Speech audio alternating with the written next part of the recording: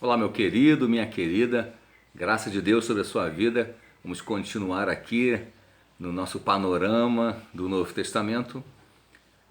Eu estou tentando levar vocês a entenderem por que o apóstolo Paulo acabou sendo preso. E nessa minha história eu acabei contando para você que agora havia 3 evangelhos circulando no primeiro século, especialmente no primeiro século antes do ano 70, que foi o ano da destruição da cidade de Jerusalém.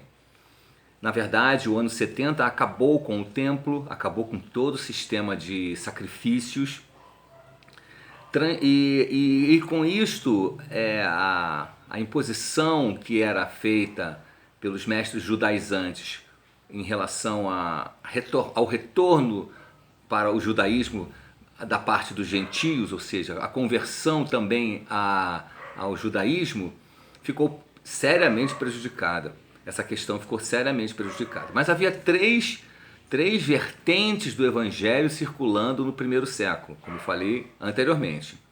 A corrente judaica, lá em Jerusalém, a corrente dos gentios, da igreja dos gentios, e agora aquela corrente intermediária que abraçava um lado e o outro lado, e ensinava que não se poderia ser salvo senão através de Jesus, que não era suficiente para a salvação, prestem atenção nisso, porque os judeus lá em Jerusalém, cristãos judeus, eles adoravam a Deus no templo e seguiam todas as ordenanças judaicas, mas eles preservavam Jesus como seu Messias, suficiente Salvador e o pleno Senhor de suas vidas.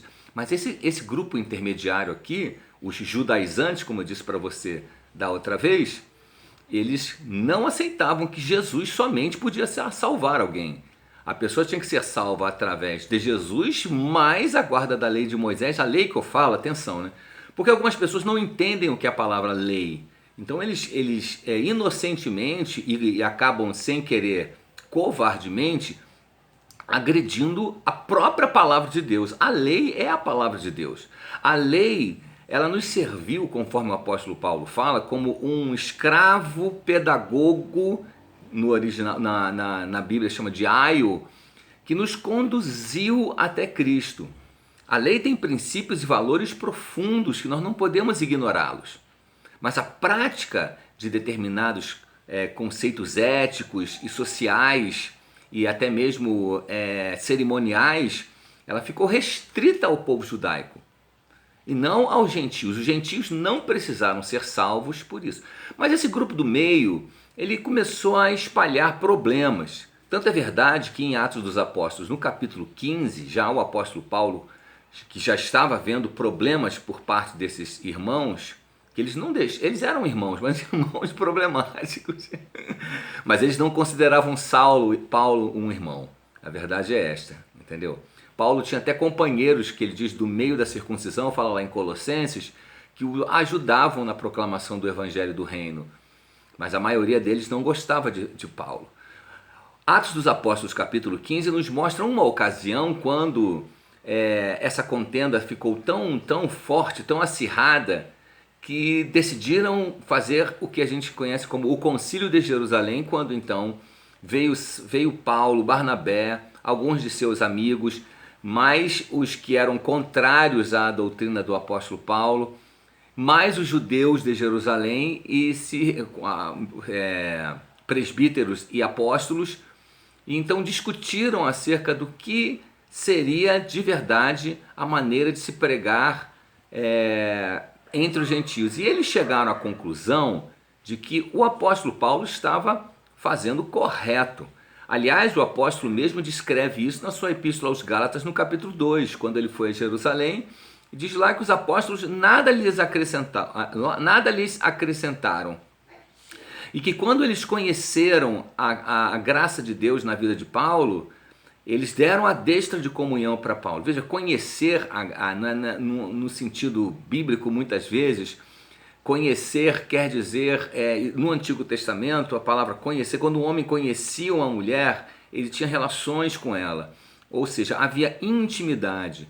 Então o que estava acontecendo é que alguns não tinham ainda intimidade com a doutrina do apóstolo Paulo, e quando ele as expôs no concílio, Então os irmãos rapidamente o entenderam e estenderam para ele a destra de comunhão, dizendo que Pedro iria para os judeus e ele iria para os gentios, e assim ele fez durante o seu trabalho. Mas deixa eu contar uma coisa para vocês aqui. O Império Romano, ele era um império muito vasto. Ele não foi tão vasto como, por exemplo, o Império de Alexandre o Grande, mas ele foi um império muito vasto. E uma das políticas que o Império Romano tinha também foi a que os reis gregos tiveram anteriormente, especialmente Alexandre. Ou seja, deixar com que as províncias tivessem o seu próprio governo e a sua própria religião, desde que, é o detalhe, desde que estas religiões não ferissem a autoridade e não conspirassem contra a estabilidade do Império Romano. E assim, evidentemente, criou-se a noção de religiões que eram consideradas religiões lícitas e religiões ilícitas. Em princípio, ou seja, ilícita porque não tinha autorização, ilícita porque tinha autorização de funcionamento. É como se fosse um alvará de funcionamento. Acontece que o judaísmo foi uma religião muito antiga e que quando o Império Romano tomou conta da Palestina, na verdade, os judeus já estavam vivendo na Palestina. Quando eles retornaram do cativeiro da Babilônia, eles retornaram no ano 539. Em 515, eles reconstruíram seu templo. Em 473, Esther estava na Pérsia. Havia uma colônia enorme de judeus na Pérsia. Daí então, em 457, Esdras volta para Jerusalém para então restabelecer o ensino da palavra. Em 444, Neemias vai para Jerusalém e vai para a reconstrução dos muros e das portas, porque provavelmente não registrado no Antigo Testamento, deve ter havido algum tipo de guerra, porque não havia lógica alguma alguém virar para Neemias e dizer acerca de um acontecimento que tinha se dado há mais de 100 anos antes. Na verdade, aqueles emissários que foram lá conversar com Neemias, na verdade, estavam falando pelo que tinha recentemente acontecido em Jerusalém. Passaram-se os anos, a administração persa desapareceu diante do governo dos gregos, os gregos tomaram conta de todo aquele império, de todo aquele mundo, através de Alexandre, mas Alexandre morreu e o seu reino se dividiu em 4, e aí, por final, apenas 2 desses reinos subsistiram, que era o Reino do Norte, comandado pela descendência dos Seleucidas, e o Reino do Sul, que era comandado pelos reis Ptolomeus, aliás. Eles governavam o Egito e todo o norte da África, enquanto os reis Seleucidas governavam toda a porção ocidental da Ásia Menor e até um pedaço da Mesopotâmia e também da Pérsia. Foi durante esse tempo, inclusive, no ano 245, por volta dessa data, que a Bíblia hebraica, o Antigo Testamento, foi traduzido para o grego. Então, ali, os judeus daquele lugar passaram a ler a Bíblia também. Aí, então, houve também uma situação quando atentaram contra o templo, a verdade é essa, a palavra mais correta é atentaram contra o templo, um imperador Seleucida chamado Antíoco Epífanes. Epífanes significa a divindade manifesta.